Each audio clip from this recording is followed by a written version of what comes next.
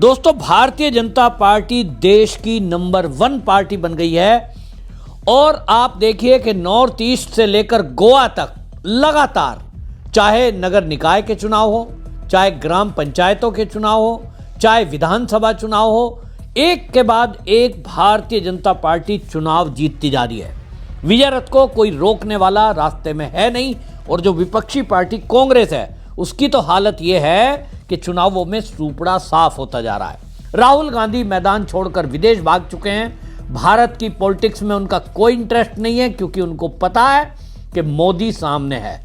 मोदी है तो कोई टिक नहीं सकता। ये मोदी ने दिखा दिया कि मोदी का मैजिक अब कश्मीर से लेकर कन्याकुमारी तक चलता है, नॉर्थ ईस्ट से लेकर पंजाब तक चलता है।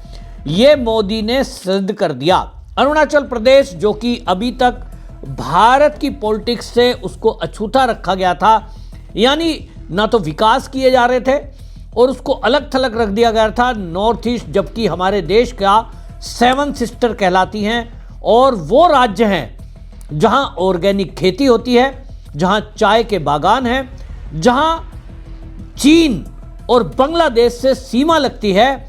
तो यानी वो हमारे देश की रणनीति का एक हिस्सा होना चाहिए और विकास वहां सबसे ज़्यादा जरूरत थी। तब कांग्रेस ने उसको अलग थलग छोड़ दिया था। 2014 में मोदी जी आए तो विकास की बयार इस बार नॉर्थ ईस्ट की तरफ भी भई, उसका असर अब दिखाई दे रहा है।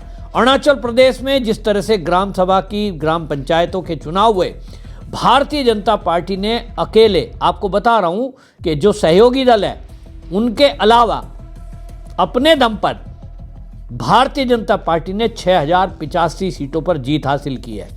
ग्राम पंचायत की अन्य दल जो एनडीए के घटक दल हैं, 1859 सीटें उन्होंने भी ग्राम पंचायत में विजय हासिल की है। टोटल दोनों को जोड़ दें तो 8161 कुल सीटों में 7944 सीटें ये एनडीए ने जीत हासिल की है। कांग्रेस का पूरी तरह से यहां सूपड़ा साफ है।